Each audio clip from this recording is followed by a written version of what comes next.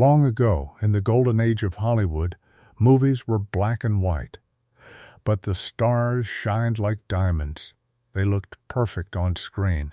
But staying perfect was very hard work. If an actor got hurt, sick, or just looked a little older, the movie bosses might replace them. Directors wanted fresh, flawless faces. So these actors did something shocking. They went through painful medical procedures. They had no time to heal. They wanted their jobs so much that they let doctors cut, pull, and patch their bodies. Here are 10 famous stars who paid a heavy price for the spotlight. John Wayne. John Wayne was the king of westerns. He rode horses, fired 6 shooters, and never backed down. But in 1933, a bad storm at sea changed his life. His boat hit a giant wave and flipped. John broke his collarbone, 3 ribs, and hurt his spine. For months, he could barely raise his arm. The studios still needed him. Then, in 1953, a tooth infection spread to his jaw. The pain was so bad he could not eat or rest. His cheek puffed up like a ripe tomato. The director told him to quit filming, but John said no. A doctor had to cut into his jaw and scrape out the rot. He pulled 3 teeth while John stayed awake. John bit down on a thick leather strap to handle the pain. He returned to the set that very afternoon. Between camera shots, he spit blood into a tin cup. Then he stood up tall and delivered his lines. He wore false teeth after that day. He never complained. He always said pain was just part of the picture. That grit made him a true icon. Bette Davis. Bette Davis was known for her loud voice, sharp eyes, and fiery temper.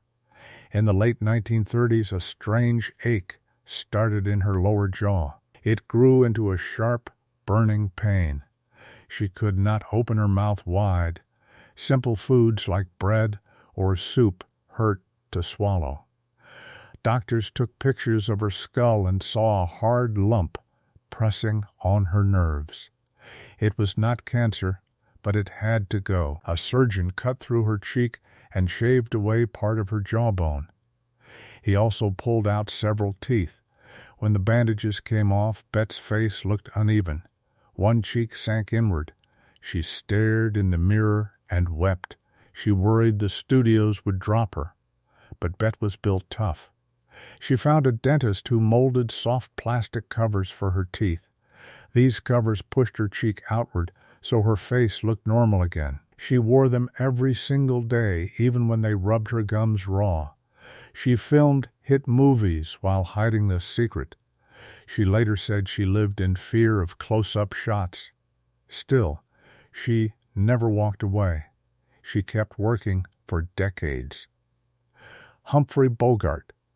Humphrey Bogart had a tough face and a famous slight lisp.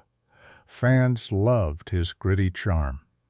But in 1944, while shooting a naval movie, a heavy wooden beam fell and struck his mouth.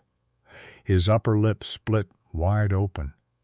A set doctor quickly sewed it shut, but the cut healed badly. A thick scar pulled his lip upward. When he smiled, it looked like a sneer. That worked for gangster roles, but not for romantic leads. The studio bosses panicked. They rushed him to a new kind of doctor who fixed faces. Back then, this surgery was risky and rare. The doctor cut out the scar tissue and stitched the lip at a new angle. Bogart had to lie still for 2 days with heavy ice packs on his face. He could not speak a word. He passed notes on paper scraps. On day 3, he walked back onto the movie lot. He covered the fresh stitches with thick makeup. He finished his scenes without anyone noticing. Later, the scar blended into his famous tough look. But the surgery made his top lip stiff. That stiffness changed how he spoke. People thought it was just his style. In truth, it was a quiet wound from staying on the job. Rita Hayworth. Rita Hayworth was called the greatest beauty of her time. Her glowing skin and dancing hips made crowds cheer. But after she gave birth in 1941, her body changed. Her stomach skin stretched and would not bounce back. The movie studio was not pleased. The boss told her she needed to look like a young starlet, not a mother. Rita felt crushed, but she agreed to a tummy surgery. In those days, this operation was very risky. Doctors cut a long line across her lower belly. They pulled the skin tight, cut away the loose parts, and stitched her back together. She hid the surgery from the press by claiming she was visiting family. For 2 weeks she could not stand up straight. She walked hunched over, holding her stomach. At the same time, she dyed her hair a bright red. The old chemical dyes burned her scalp. Blisters formed, and she cried alone in her room. Yet she pushed forward. She filmed her biggest hit in 1946, dancing and singing in a tight dress. Underneath, her belly was wrapped in thick gauze. She kept her fame, but her body ached for years. Clark Gable. Clark Gable was the king of Hollywood charm. He played Rhett Butler and won hearts everywhere. But behind his smooth smile was a mouth full of trouble. Since he was young, his teeth rotted badly. They were loose and full of holes. Every bite of food sent sharp pain through his jaw. By 1938, he could barely chew solid food. He survived on broth and soft potatoes. His breath carried a bad smell from the deep infection. The studio gave him an order: fix your teeth or lose the biggest role of your life. Clark went to a dentist who pulled out 12 back teeth in one morning. They used light gas to calm him, but he still felt the yanking and cracking. Blood filled his mouth for days. He was fitted with heavy false teeth. Sliding them in hurt. Pulling them out hurt worse. He had to relearn how to speak clearly. His famous movie line took dozens of tries because the fake teeth clicked together. He finally nailed it. He wore those dentures for the rest of his life. When he passed away, his mouth still held plastic teeth. He kept his crown, but lost his natural smile. Joan Crawford. Joan Crawford lived in terror of aging. By the 1930s, she was in her 30s, but studios only wanted young girls. She noticed tiny lines near her eyes and mouth. She froze in fear. She hired a surgeon who did early facelifts. Back then, there were no gentle tools. The doctor cut around her ears, across her scalp, and under her jaw. He pulled her skin tight like a drum and snipped off the extra. He closed the wounds with thick thread. Joan had the operation in a small, smoky office, not a proper clinic. She woke up in sharp pain. Her head was wrapped in heavy cloth. Her eyes swelled shut. She could not swallow food for 3 days. She told the studio she had a terrible toothache. After 2 weeks, the wraps came off. Her face was stiff and shiny. She could barely move her lips to speak. But she looked younger. She rushed back to work fast. She had several more facelifts over the years. Each one hurt worse. Each left hidden cuts behind her hairline. She wore heavy powder and big hats to cover the marks. She once said looking good cost a heavy price. For her, that price was the surgeon's knife. Errol Flynn. Errol Flynn played brave sword fighters and dashing heroes. He leapt off cliffs and swung from ropes. But in the late 1930s, a practice fight went wrong. A stunt partner swung a metal sword and caught Errol across the nose. The bone cracked loudly. Blood covered his shirt. A quick doctor tried to push the bones back, but the nose healed crooked. One side drooped. Breathing made a whistling sound. The studio sent him to a face doctor to fix it. That doctor cut too much cartilage away. The nose looked flat and odd. Errol was angry. He found another surgeon who said he must break it again and carve it right. But Errol had a morning shoot. He could not be put to sleep for hours. The doctor handed him a wooden block to bite. He smashed the nose with a steel tool. Errol screamed so loudly that nurses ran out of the hall. The doctor shaped the new nose quickly. Errol blacked out from the hurt. He woke up, dressed in his hero costume, and worked for 12 straight hours. His nose looked perfect on film. But he never smelled flowers again. Marlene Dietrich. Marlene Dietrich was a German star with a low, husky voice. Crowds loved her dark eyes and smooth songs. But in 1939, her throat turned into a nightmare. A bad infection took over her tonsils and throat walls. She could not swallow water. Her voice turned to a weak whisper. Doctors warned the infection could spread and kill her. They had to operate fast.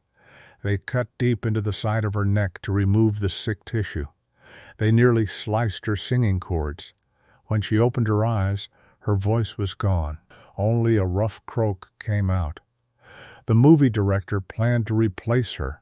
Marlene refused to quit. She hired a singing teacher who showed her how to push air from her chest. She recorded a famous song using that breathy, quiet tone. Fans loved it. She also wore a silk scarf around her neck every single day for 30 years. She called it a style choice. In truth, it covered a long red cut running from her ear to her shoulder. She never let anyone see it. When she passed, her family said her neck told a story of many cuts. She kept her job, but lost her original voice. 9. James Cagney. James Cagney was a small man with huge energy. He tapped his feet, swung his fists, and moved like lightning. But all that dancing wrecked his body. By 1942, his left knee was filled with broken bone pieces. Every time he bent it, the chips scraped together like gravel. He was filming a movie about dancing. He had to climb stairs and hop across floors. The pain made him sick between shots. A doctor said he needed surgery right away. The doctor sliced open his knee, cleaned out the loose chips, and stitched it tight. James was told to rest for 6 weeks. He rested for 6 days. He returned to the set leaning on wooden crutches. He dropped the crutches, laced up his dance shoes, and moved for 8 hours.